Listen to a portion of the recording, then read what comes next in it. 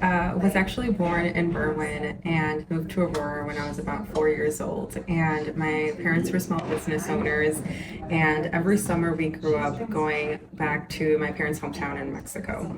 And so it was a very cultural, diverse childhood in my experience because living in America, and I was very sheltered. My parents lived in a small apartment. We all lived in a small apartment. So we came from like living in a home in our close-knit family in Aurora. We didn't have any other family in Aurora, to going to Mexico every summer for like 3 months at a time and just hang out with cousins and really living that experience of Mexico life. And so it was very interesting growing up. I don't necessarily feel like I always had that community here.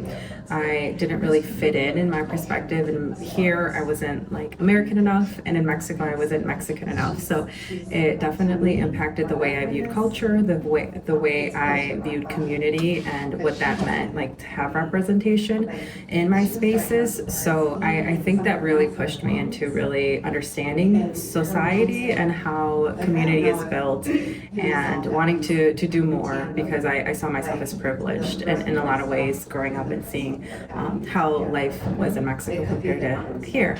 So that was a privilege, just to have citizenship and be able to come there and back. But that was my upbringing.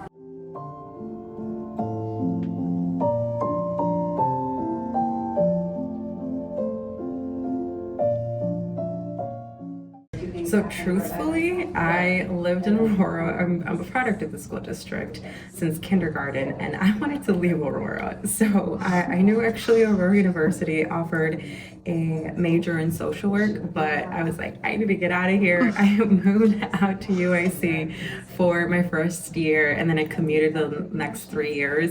But really, it was just trying to leave the city.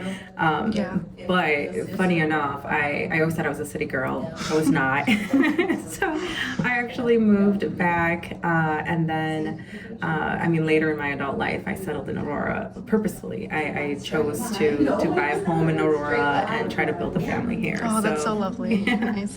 What was your biggest takeaway from your time at Aurora University while earning your master's in social work? Yeah, it's funny because going into undergrad, it was like right out of high school. So it was very like, I needed to do this. I wasn't necessarily doing it because I had a passion to learn. My master's, that time around, I ended up working a year after undergrad and decided that I needed to go back to get my master's to really do a job that I actually was passionate about. So I know that going into my master's, I just had more peers that were passionate about social work. So it was different because I think everyone kind of came because they wanted to. So it was like community building, but also just learning from my peers, and then having more conversations with the professors. I still talk to some of my professors now, so it's kind of neat because it feels like you're really adulting. But I think that's my biggest takeaway. I have some of my old professors like on Facebook, and it's really nice to see what they're doing and then have that support with the stuff that I post about what I'm doing.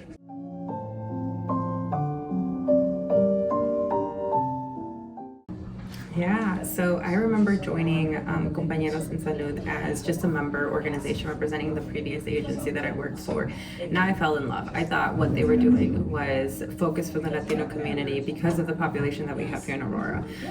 When you really think about why it exists, is really to build health equity. It was founded in 1999, so it's been around now for 25 years, but the main reason, or one of the biggest projects that they initiated in the community, was to build access to translation services in like clinics and healthcare providers. And it's interesting because we just actually celebrated our 25 years, and we're still seeing that some of the stuff that they were dealing with 25 years ago, we still see now, right? So it just kind of, it's in your face of how important health equity is, because when we have healthy communities, like, it's a trickle effect, right? That means we have healthy children being sent to school. It means that we don't have as many people relying on like emergency room or immediate care clinics, and we're just like having at least the basic needs of healthcare met for people that don't have insurance or maybe don't have the means to be able to access services because of transportation and other things. So Compañeros and Salud tries to like build a lot of the social services and nonprofits to collaborate with one another, but also bring services to the community.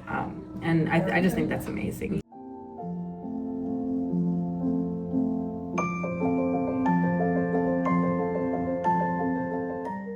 Strong conversations of our children are not on track. We're not where we're supposed to be, right, pre-COVID.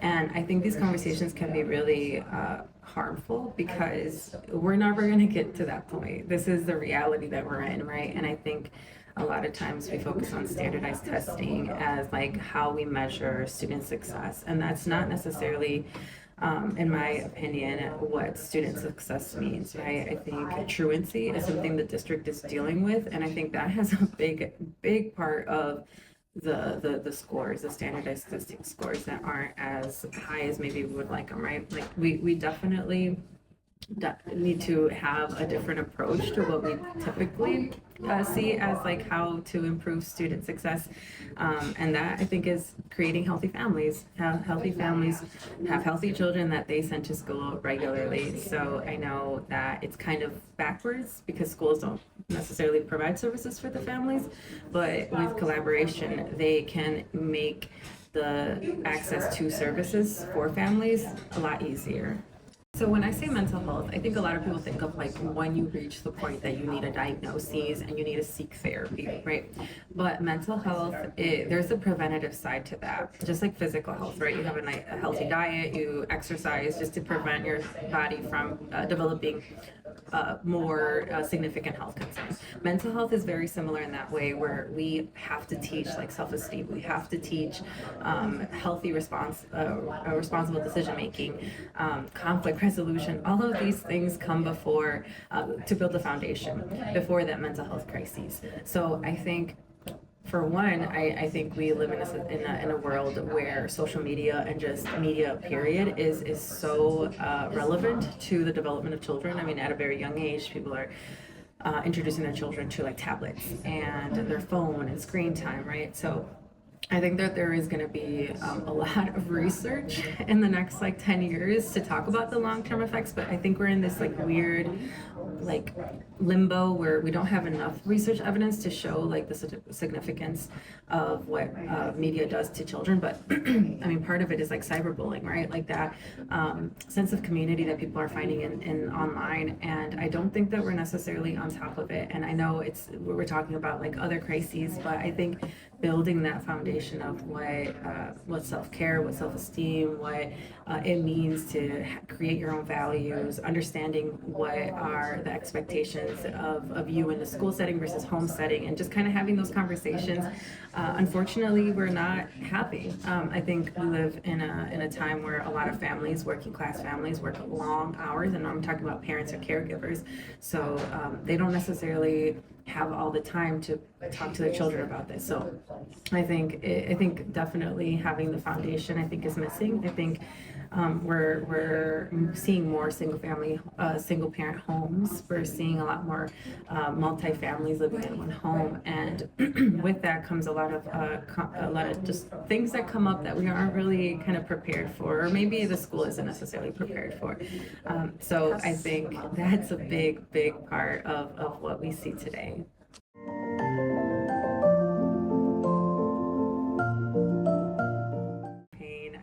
Touched on some of them already, but my first one as a social worker, and when I say this, it's not only by profession, I truly, genuinely feel a social worker by heart, is mental health, but specifically really the restorative justice program that the district has going on. I know I've talked about it before. It is a really new program. 3 years ago, the district piloted it. This current school year, the district decided to hire on these mental health professionals to be district staff. So it is something that is currently being offered.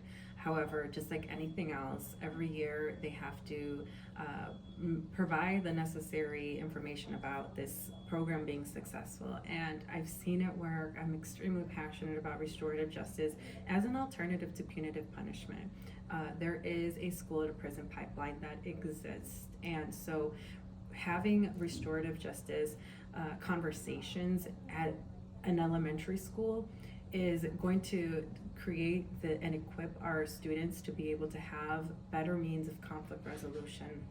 And I'm a firm believer in this, right? When we talked about foundation, this is what we're talking about. So really, the understanding the importance of relationship, but also repairing harm when it's done. That's accountability as adults, right? Like if you do harm to someone else, how can you be accountable, right? The harm is done, but what can you do to build that empathy and make sure that in the future you understand the impact of every decision that you make? Because every decision we make has a consequence, whether it's positive or negative. There is a consequence. So I want to make sure that this program continues because I want to make sure that my son gets this program, as well as my nephews and nieces and all of the people that I love here in Aurora that are our neighbors, right? This is the student success is building healthy adults in the city. So I'm super passionate about that, but two other pillars is, one, I mentioned healthy families, and that's where I'm talking about community collaboration. With the privilege of the role that I have in community spaces, I know that I can make this happen. I am able to start dialogue, conversations with other nonprofits and social services to really help bridge a gap.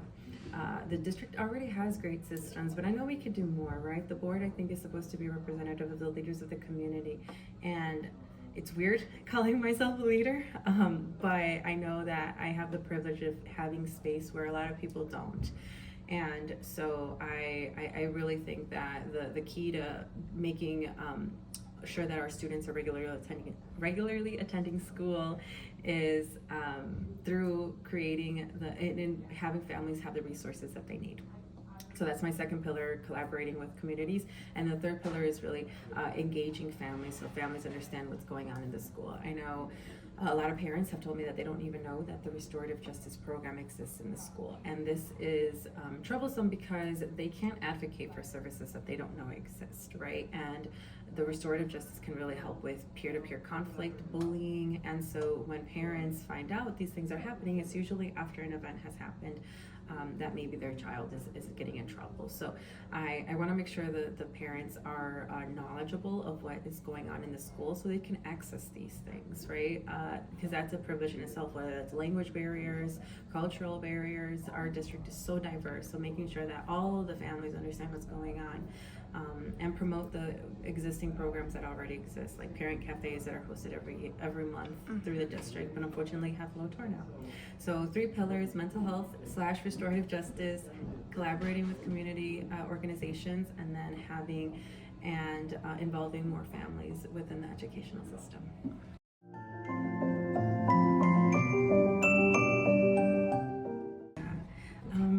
Find an organization that speaks to your heart. I had the privilege of getting involved with the People's Coalition that was created and then kind of dismantled, but then I was involved with Indivisible Aurora, now rebranded to Aurora Mutual Aid, and now I'm with Compañeros and Salud. And slowly I kind of found the community that I thought I would benefit the most in being part of that leadership. And it didn't start off like one day you were a leader, right? It starts off with just going to meetings, being able to hop on a Zoom call, understand what's going on in your local community. But just find friends that are interested in these things. There's so many people that I've met and have the privilege of calling some of my closest friends through community building. But ultimately, really follow your heart. If you feel like you are passionate about something, ask someone. And I would be happy to be a resource. I didn't have mentorship, and I feel like that's something that we don't have enough of. So send me a message, and I'd be happy to get some coffee with you. low-key a Yes. caffeine specifically addict.